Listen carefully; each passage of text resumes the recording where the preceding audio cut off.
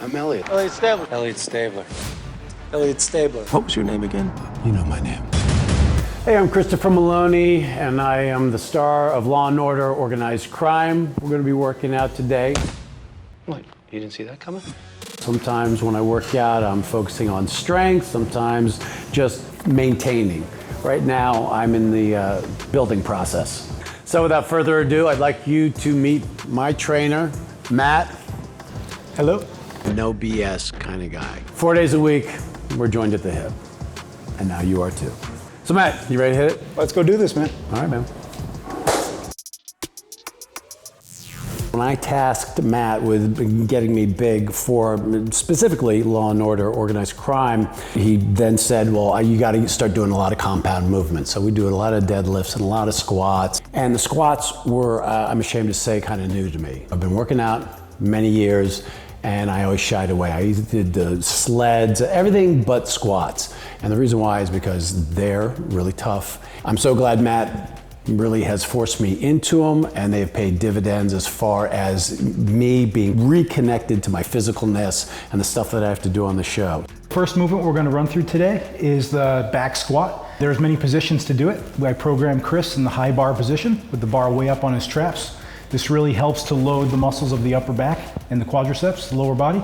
I like him to go heavy, so we'll never be doing more than 6 reps per set, and I generally will progress him in weight over time. I now am a huge proponent of squats, and I love them. All right, so we're going to use this machine for lat pull downs. I prefer it to individual movements as opposed to one long bar. It allows me to see where my weaknesses are so that I'm not always just focusing on the upper lat, but the lower medial part of my lat. Flex your abs, pull your rib cage down towards the top of your hips.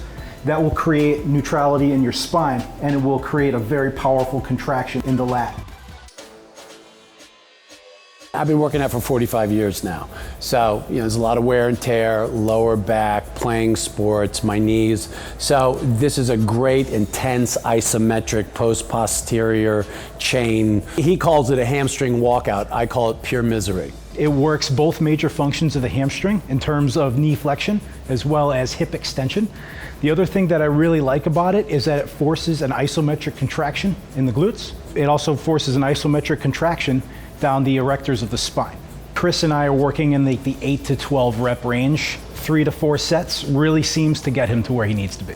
Which is tears coming out of my eyes. So next up, we got good mornings, and I don't know if you're familiar with them, but boy, they are a good morning. We use these to develop the posterior chain. Posterior chain is the muscles of the back, the glutes, and the hamstrings. Chris has become pretty famous for his glutes. The internet is going off when it comes to Christopher Meloni's signature cake. Good mornings have paid serious dividends over the last year in terms of how heavy we've been able to load this movement and his set and rep scheme in general. And how famous my glutes are.